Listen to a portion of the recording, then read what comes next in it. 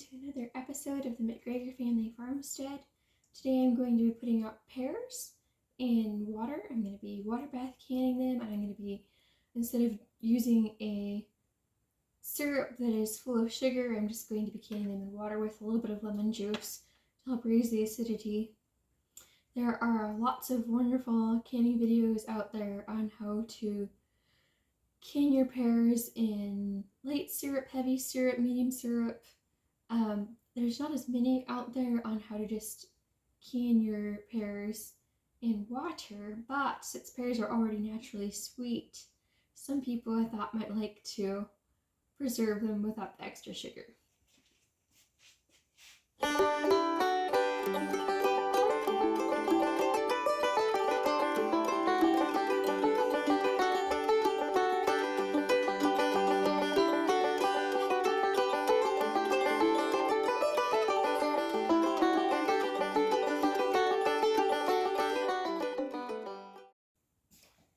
So the most important thing that you'll have is, of course, pears.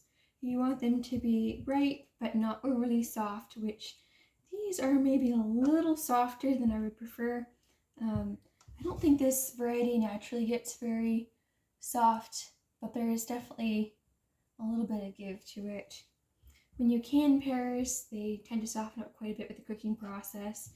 So starting out with a firmer pear is helpful. I have my peeler, I have knives. I have this to use as a kind of like a melon baller to remove the seeds if I want it. I also have a pot with water that I've added about a half cup of lemon juice to, so I can treat my peeled pears, which helps to keep them from turning brown as you're processing all the rest of the pears and they're waiting. And I have a clean sink with the rest of my pears in it. I am washing them with some vinegar water. So prepping the pears is probably going to be the most time-consuming part of the whole process, so I'm going to get to work on that. I'm going to start by peeling my pears.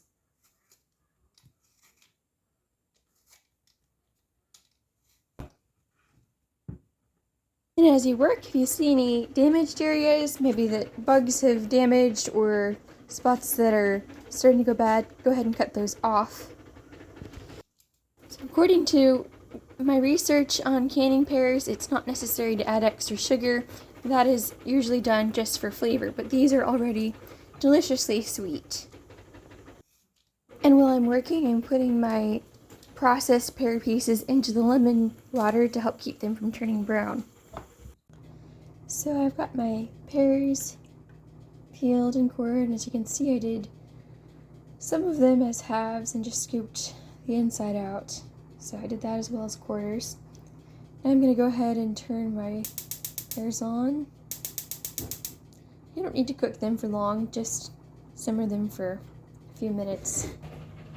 Alright, so we have our lightly cooked pears here in our prepared canning jars. I'm going to go ahead and start filling my jars with fruit. So one thing you want to be careful of is cooking your pears too long, because this will make your pears extra soft.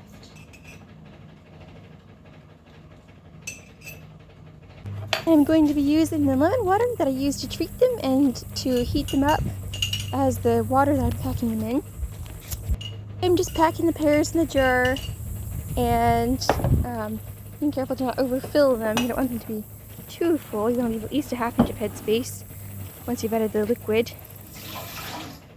I'm also actually going to save the rest of the pear water that I don't end up using to can these pears, and I'm going to end up making some elderberry pear juice with them.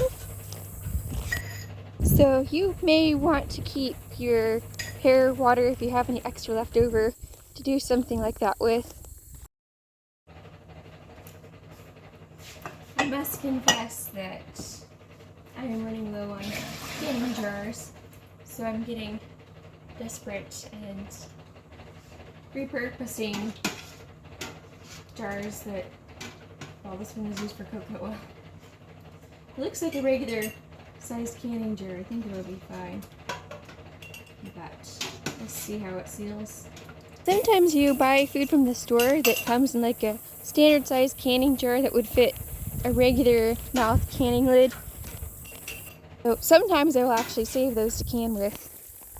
Right, to ensure that the acidity of your pears is high enough, it is recommended that you add 1 tablespoon of bottled lemon juice to each pint of pears, or 2 tablespoons to a quart. Now we're going to fill up the jar the rest of the way with the hot liquid that we heated the pears in. Be sure to leave at least a ½ inch of head space. Also, you want to use a non-metallic but heat-resistant tool to release the air that's hiding underneath your pears.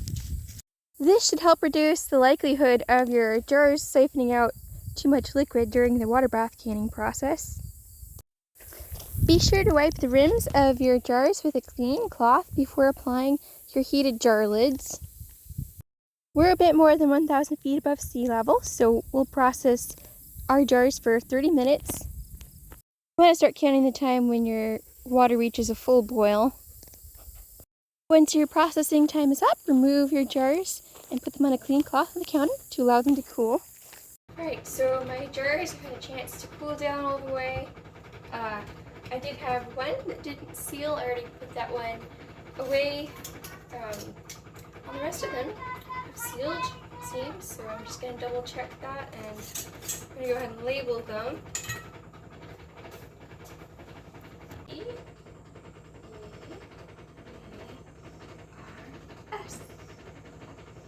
Yeah, good job, buddy. So here is a jar of pears that I canned a few days earlier. Here is the batch of pears that we just canned. I think these pears are a little firmer because they were slightly less ripe, whereas these pears were delightfully ripe, but maybe a little past their prime for canning. So if I could go back, I probably would have not cooked these quite as long. I think they'll be delicious. I think they will, it won't be a problem, but having pears that are less mushy is a good thing. Well, thank you folks for coming with us on our pear processing journey. I hope you all are having a wonderful end of summer and enjoying the cooler weather. Happy canning.